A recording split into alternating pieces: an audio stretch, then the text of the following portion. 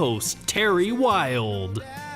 Tuning into the show today, you're going to really like what you're going to hear. We have three really exciting guests. Fred Vanderhoof. And I'm finally getting that right after 4 years. Yeah, you can call me anything. But just don't call him late for dinner. Exactly.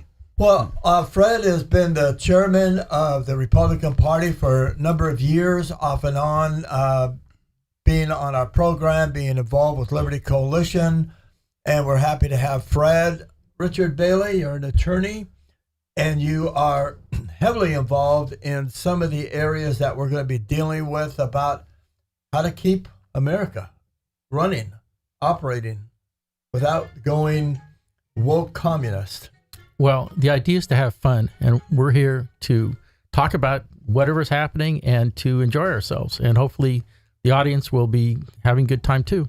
Well, after 3 weeks, now this is our third week, maybe going on the fourth week, we're still playing with the format. We want to be able to have an interesting show. We want people to listen and watch on YouTube and Rumble and all these other platforms. And so we're glad that you have tuned in, and we want to give you information that you need to know about. So, Fred, how do you see things going this week? Republican Party, you're involved heavily with the things they're doing with the precinct program. And what's your take on what's going on? Well, we're just getting ready for the March primary. And so that's going to be coming up real quick. A lot of people around the state are running for local Republican offices, Republican county party offices around the state. And of course, we're waiting on other people like Kevin McCarthy, former speaker, whether he's going to run at all or not run. And the deadline is just a few days. It's Friday at 5 p.m. Wow. The deadline to file, to turn in all your papers. So there's some drama going on, trying to figure out who's going to run for what office. And So has Kevin submitted his papers or not? he has not. It's kind of odd that he hadn't. Right, hasn't and done it there's up a till now. lot of talk that he may not run at all. No one knows. So You we'll think he find out feels soon. offended over that whole speakership? Well, Oh yeah. So, yeah. I mean, that would be Right. natural, but he's supposed to be a fighter. And Right. Well, Well- yeah, it was. It's politics is a tough business. No. And, Yeah, and- he needs to hang in there. yeah, I mean, there's no question. right. So, Well, this is not the end of the road. He's a really great guy and very viable leader. yeah, it's surprising that he would want to step down, and maybe he isn't. Maybe this, we'll find out. Who So- else is in? Do we know that? And who else would be running for For his that one? Yeah. seat? No one knows. I mean, Oh. there's a list of people on both sides, Democrat and Republican, and of Interesting. course it's a Republican seat, so Yeah. I don't think anybody knows at this point. So there's a lot of conversations going on behind the scenes, I'm sure. Well, we've got a ton of people running for all kinds of offices. I mean, it's incredible. So, Terry, are you denying that you're running for that seat? I haven't decided yet, but they do want me to run for president of the United States, so I'm giving that some consideration. There's groundswell, I think. Donald tried to call me earlier, and I said, Don, I'm really busy. I have to do my program. Yeah, priorities. Well, look at you have an interesting update that you have been doing now for a couple of years? 4 years. 4 years. So every day, well, not every grief. day, but every day that I'm not half dead, I do the daily update. So just to launch into it, the idea Let's do it. is to give people useful information and talk about mainly the political realignment, which is moving along a lot faster right now than it has for the last couple of years. I mean, everybody says, "Oh, we're losing," until we don't, and now it's changed. So, But I just want to say first, this is really an important source of valuable information, and you take a lot of time and you put a lot of effort into it every day. And so we want people to know about it. We want people to get it. If they want to submit their request to get the information, how do they do that and what's involved? well, get in touch with Liberty Coalition and indicate that you're interested, and I think Terry will pass it along. Okay. We'll do that. The actual process is great. I really enjoy sort of rooting through the news, and I've got a book project that I need to keep doing it. So Right. this is sort of a byproduct of some other things I'm doing, but it's still great. I have a good time with it. And we want to incorporate this into this program. So this is our first segment of Wild About Liberty. And it's going to be kind of a news update, what's going on around the county. So get us started, Richard, with our news update. Okay, first of all, just to give a caveat, the idea of getting to the important news means you know the sources you want to get to, and also to avoid the kind of abstractions that tend to distract people from real issues. So that's kind of the direction that I think is helpful. So it's for the top of today's news. We've got huge populist wins in Europe and South America. Argentina just elected a new president who is really good. He's the Donald Trump of South America. And Holland just elected Geert Wilders, who people, the lefties are going crazy that he got elected. He's basically saying all the right stuff. The second area that we're going to be covering, or hopefully that you might be aware of, is companies crying uncle on woke policies. I mean, Disney's the favorite one we always look at because they're getting beat up left and right. But then you've got Target and Bed Bath & Beyond and a bunch of retailers that really got nailed. And so the tide has turned in that area. Then we got two kind of interesting switches. We got Jesse Jackson, the very left-wing guy. That's incredible. Now says it's time to secure the border. So that was a bit of a surprise this week. And then we have this other guy who you may have heard of, Anthony Fauci. And the good doctor says it's time to make COVID vaccinations optional. So, and I don't know. Well, what a take that is, Fred. I mean. Oh, I know. Great. And there's also almost every day there's something really surprising. And one of them is there was a BLM leader, Black Lives Matter, who says, I'm voting for Trump. Yeah. Well, I mean, this is, and we're hearing more of these types of things, every day. So people are getting so frustrated, even people, people on the left. And so anyway, that's and Megyn Kelly, formerly with Fox News, now a podcaster, she says that we are witnessing the collapse of wokeism. So she shreds the far left movement as a complete and total fraud, and a lot of those on the left are seeing that, and so they're starting to reevaluate, who they support, and so that's encouraging for us. Well, what do you think? Richard, Trump said that he would welcome the endorsement of the BLM. That was yesterday's news, I think. Yeah, I mean, you got to love that. I mean, the thing is, he understands the shift in demographics. In other words, people who care about their kids, care about safe streets, and care about free elections. $20 Those gas. people, those are African American communities are very conservative by nature. Same with Hispanic communities. So they need. They're finding a new home. Donald Trump is welcoming them. He made huge inroads the last couple times he ran, and it's going to continue. So, and I think, along what Fred said, it's what has been happening in Israel, which really has accelerated the move away from the socialist left-wingers. Why? Why did that cause that? Well, there's one speech by Chuck Schumer, the head of the Senate.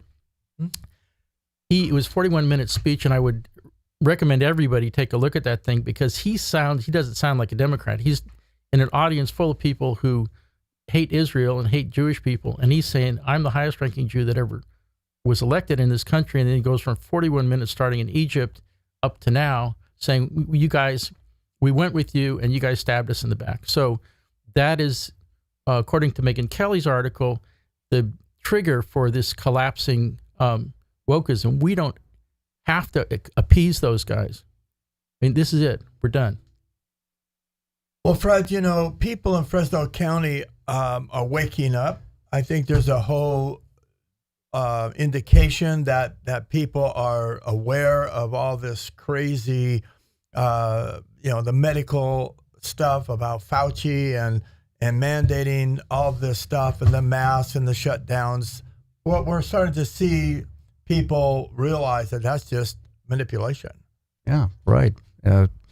We have people that are going to vote Republicans and never voted Republican before, never voted conservative. So we're encouraged by what we're seeing. So what about the Trump factor? So Trump is way out there in the polls, and my fear is that they're going to do something just crazy. They're going to come down with some sort of a comet out of the sky. Well, you know what? If they put him in jail, he could still pardon himself and get out of jail. So is that real? He's got a trump card. He can. Yeah, that's right. That we assume so because the Constitution says he can. The president can pardon anybody, whoever he wants. So he can pardon himself. Well, hopefully it won't go that far. Well, I think we're trying to basically zero in on what the current landscape is politically.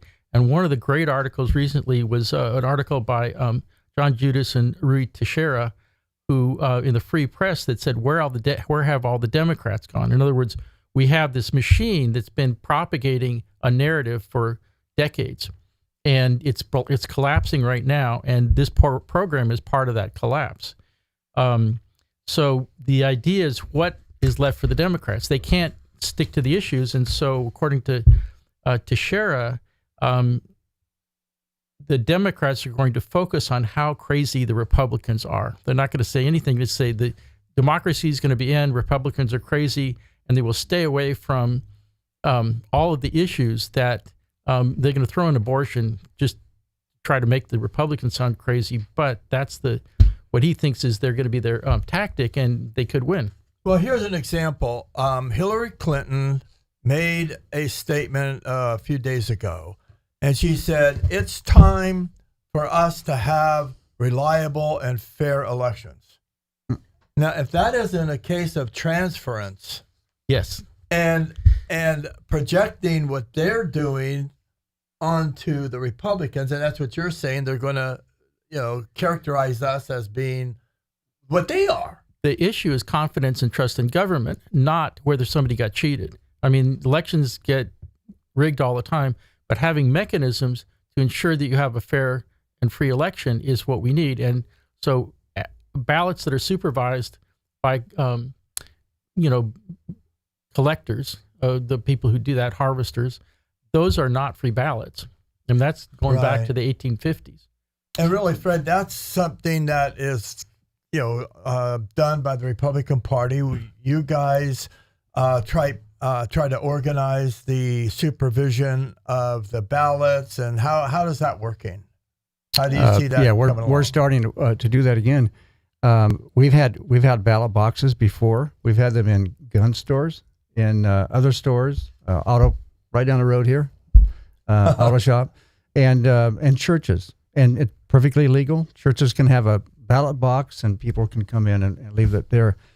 But you know what? There are some good news that there are a lot of around the country lawsuits that are filtering their way up to the through the courts, going to higher courts every time. And just in Massachusetts or Connecticut, I forget which, but it was like last week there was a judge. He found obvious voter fraud. Yeah, and there's a lady on picture. It was stuffing. Stuffing ballots. And so I forgot what he did, if he overturned anything. He gave the electoral votes back to Trump. Well, no, this is a local election, and he ordered a new election. Yeah, he did. He ordered a new election. Yeah, right. So those are the kind of things that we're looking at. And this is going on across the country. There's a number of cases, and we need it because we're less than a year away from the big election. So, but I think we can be encouraged that they have these cases going up through the system. We're almost finished here, so I'll just mention a couple of things that sort of wrap things up. Bank investigators have been looking at the Trump money trail, and it is quite. They're clarifying it quite a bit, and so according to Jim Jordan, the inquiry vote is pending, and it'll help give the Republicans a lot of leverage in terms of getting to the bottom of what amounts to a very corrupt government.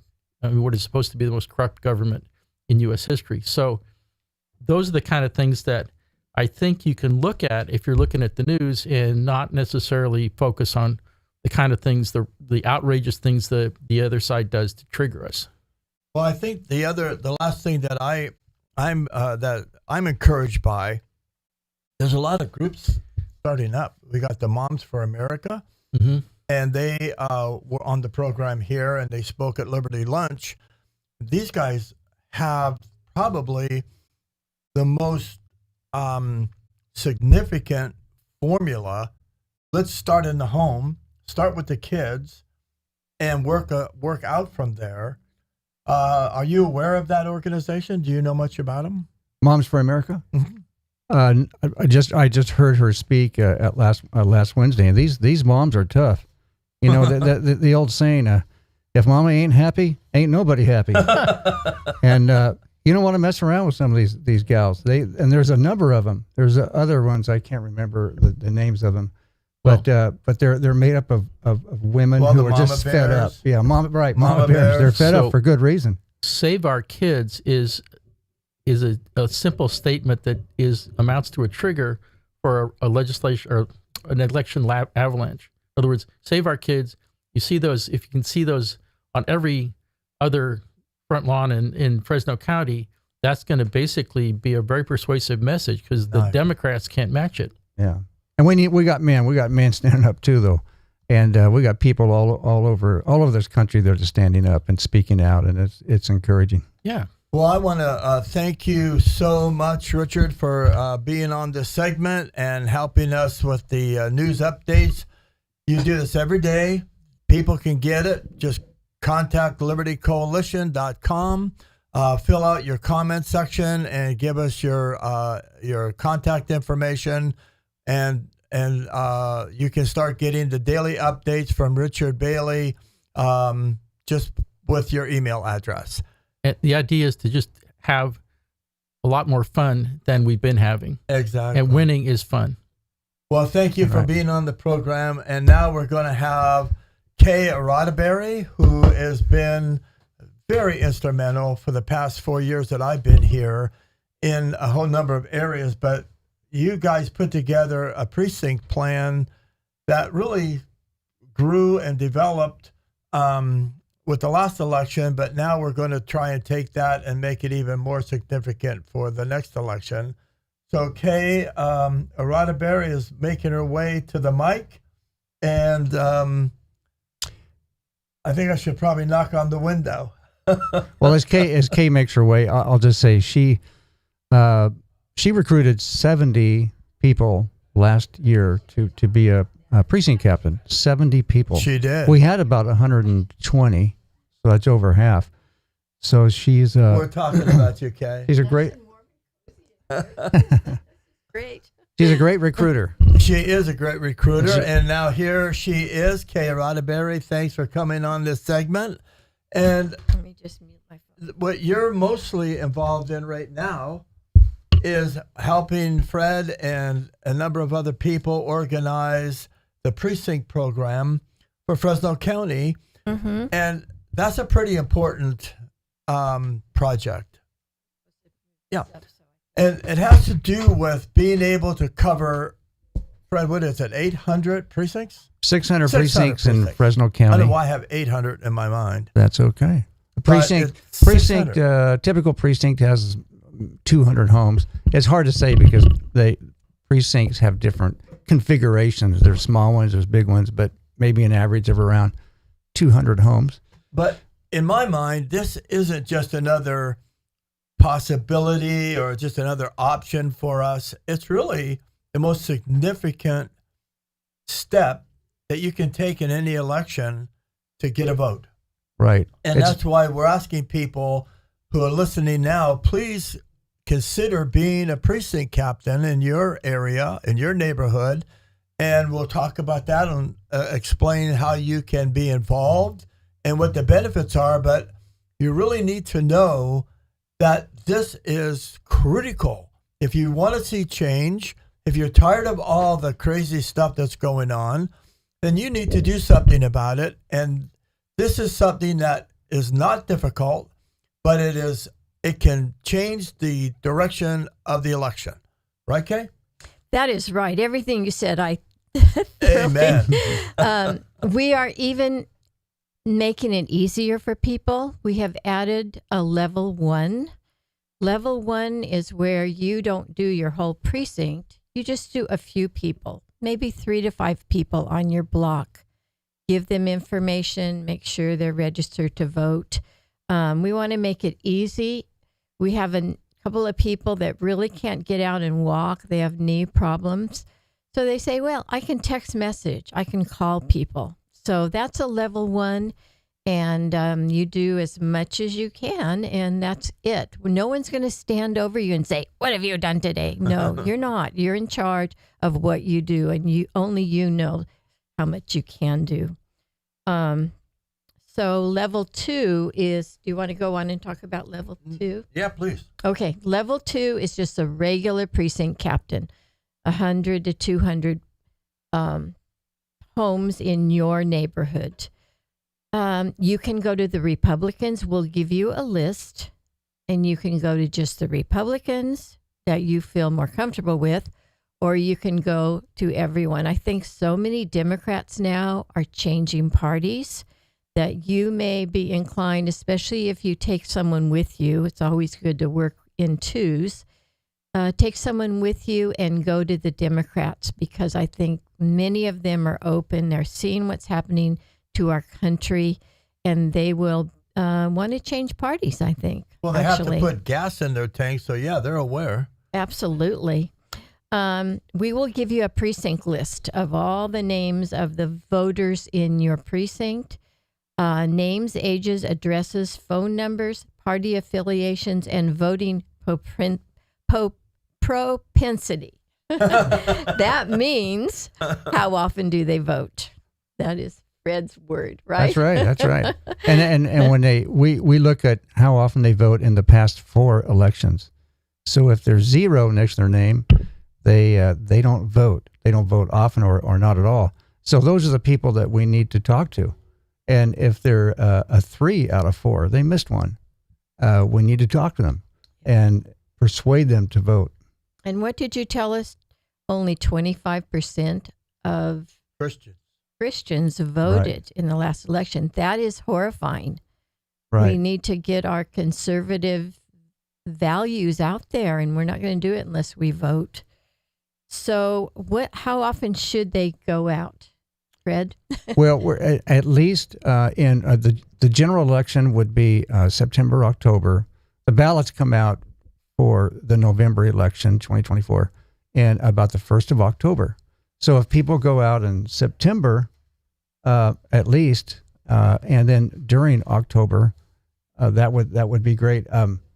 Also, it might take it's going to take several hours of work to do this, but it's like the most important. Like Terry said, it's extremely important. But you can do it incrementally. You can do it a couple hours here, a couple hours there. And another thing you can do is the list we give you has the propensities again. There's that word. But you've got the 4s out of 4. Those are the people like us that vote all the time. Those and those people you can go to, because we know they're going to vote, but we can go to them and say, hey, can you help? Sure. Can you take this block?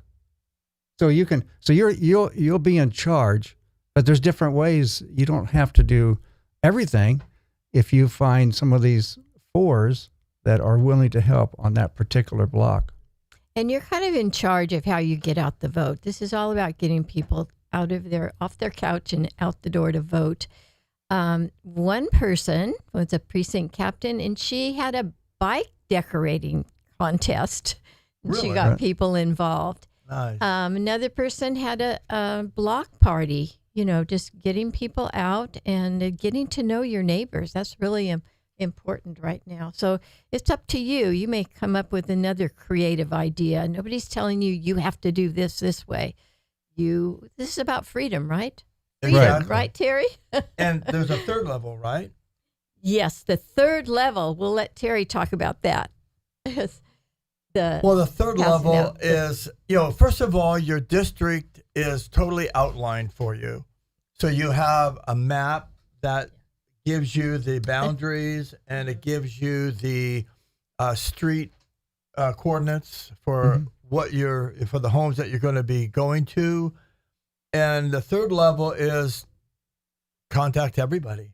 Well, and also, deliver a paper that we're putting out called Christian News Magazine, and that is intended to provide information so people can understand the problem and then do something about it, which is vote. If we can literally flip California, I think in the next 3 years. I really believe that. I think the momentum is building up for us, but we just have to get people on board.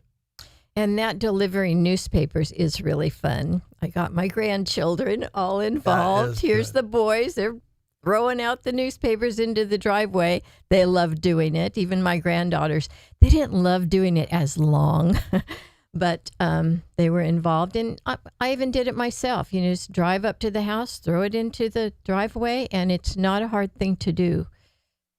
No, it isn't.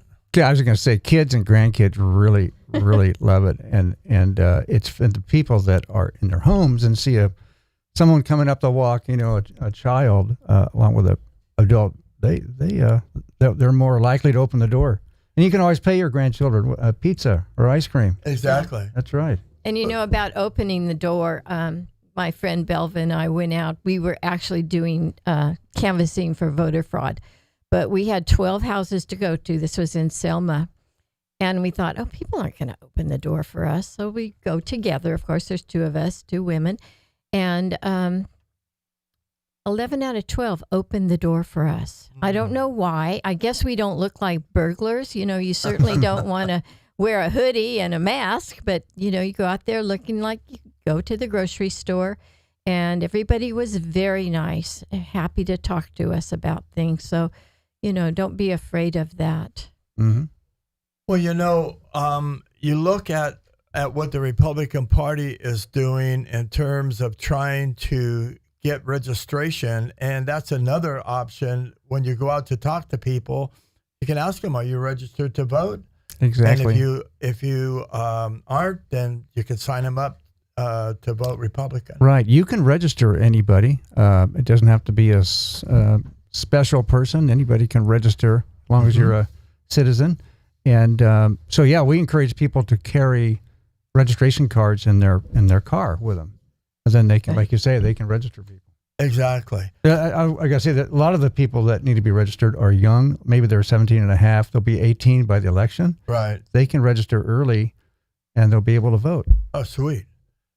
Well, you're probably... Oh, go ahead, Terry. Go ahead, please. You're probably wondering what kinds of things do we give the voters?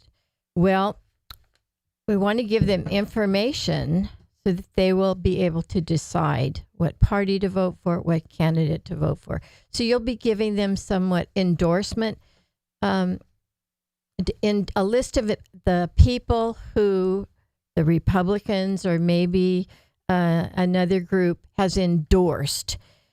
They have had meetings like the California Republican Assembly. They have a big conference to look over all the candidates and say, okay, who are we going to endorse? Who are we going to encourage people to vote for?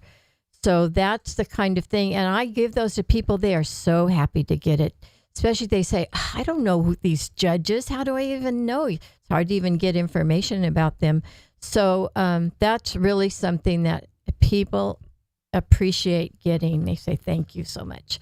Another thing is maybe information. We worked on this yesterday about what are the differences between the Republican and the Democratic Party?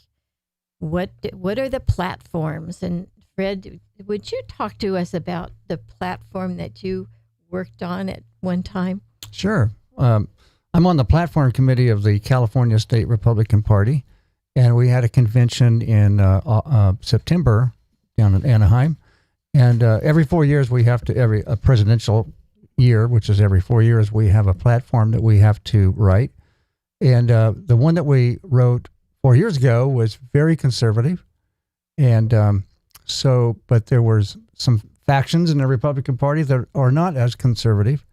So we had a debate down in Anaheim over this platform. And one of the debates was over marriage. The old platform had marriages between a man and a woman. And there were some of the people there that wanted to take that term out. Mm-hmm. And so that's just one example. And there was similar things with the border, with abortions and that sort of thing. They wanted to water it down. So anyway, I called a friend of mine who has a lot of pastors in California that he knows and he communicates with. And I said, hey, a lot of people don't know about this platform. It's important because if our platform gets watered down, we're going to lose more volunteers for our conservative candidates. And so he said, yeah, you're right. So he sent out a letter to a large number of pastors, and he said, you may want to talk to your assemblyman or state senator about this. So they did. And then one of them was Jack Hibbs, Chino Hills Calvary Chapel. He's on the news quite a bit. Nice. Well, he wrote on his own volition. He didn't have to do this, but he wrote a letter, and he put it on. When we went into the room, there's about 100 of us on the platform committee. There was a letter from Jack Hibbs, and basically it said, hey, we've been working really hard for you Republicans, and if you guys water down the platform, we're not going to really work hard for you anymore. And that was good to see that. From a pastor. Right, from a pastor. He's a cool guy. Right. So anyway, and so we prevailed, and we kept the old platform, the former one, which is very conservative, and so we have it for another 4 years. Well, let's look at some of the differences, Kay. Give us a little outline and compare. Well, we worked on these. We thought we would pick out the most important issues. I mean, we could choose 40, 50 of them. I'll tell you, the differences between the Republicans and the Democrats right now is amazing, what a gap there is. So the first one we came up with was the Democrats, especially in the Democratic-controlled cities, high crime, and that equals a lot of chaos. You know what's happening in Chicago and New York City and Detroit. When you can go in California and steal $950 worth of merchandise and nothing happens to you, you're not prosecuted, that is death to business. It's and chaos. It's anarchy.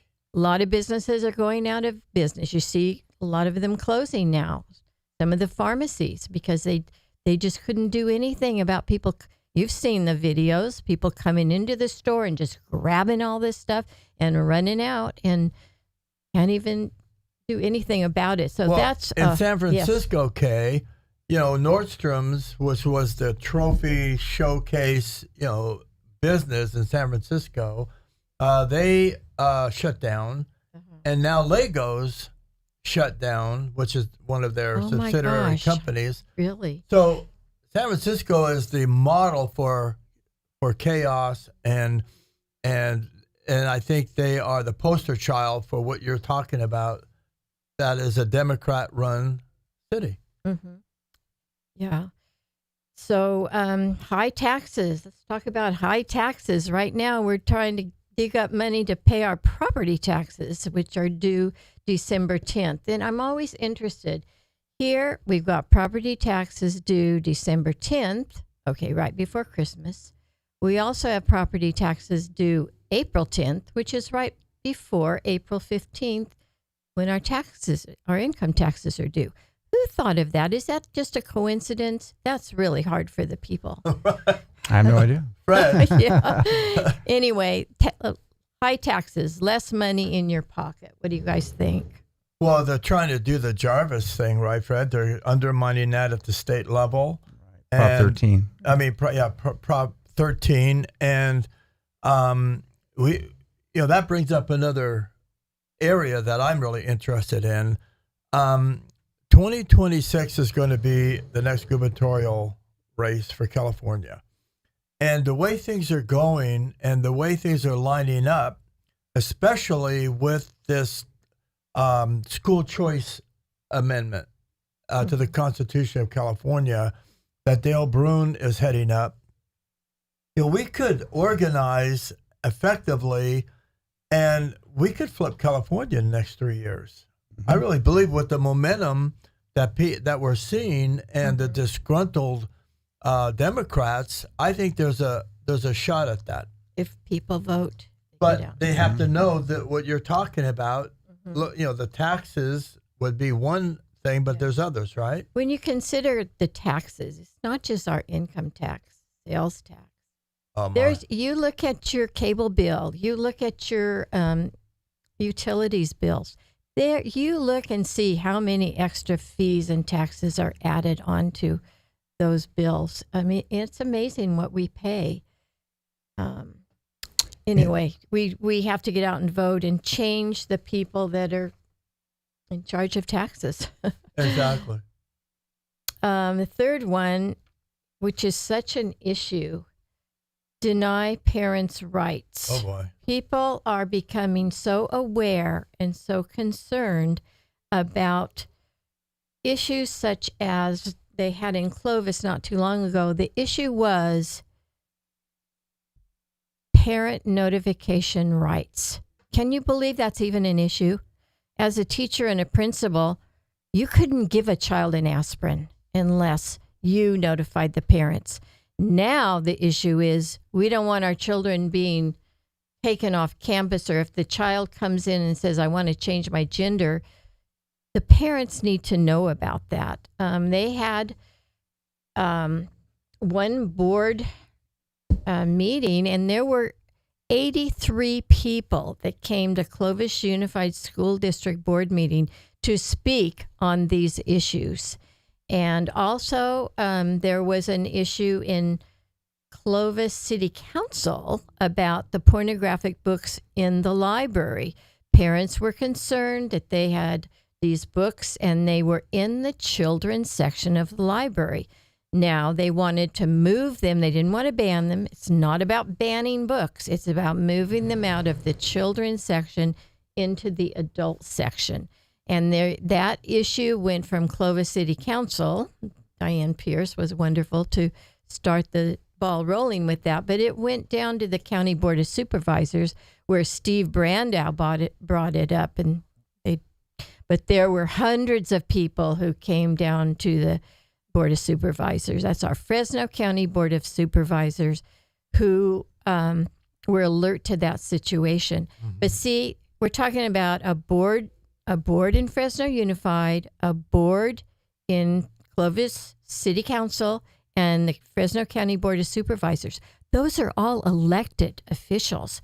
The only way we're going to have them create an environment where the people's will, we the people, by the people, we the people, we need to elect the right people. Exactly. So it's or about unelect the right people. Absolutely. We need to get out there and get our neighbors to vote. So and I think if more people speak up, then the politicians are going to notice. What do you think? Well, on school boards and city councils and other entities like that, a lot of times the elected leaders listen to the attorneys too much. And, the attorneys, of course, being attorneys, they want to not get them in a lawsuit. But you know what? We're facing the so many things in our country which are unbelievable, like this transgender stuff, and it go on and on. Well, so some of these school boards and city councils need to sue, and we will back them up.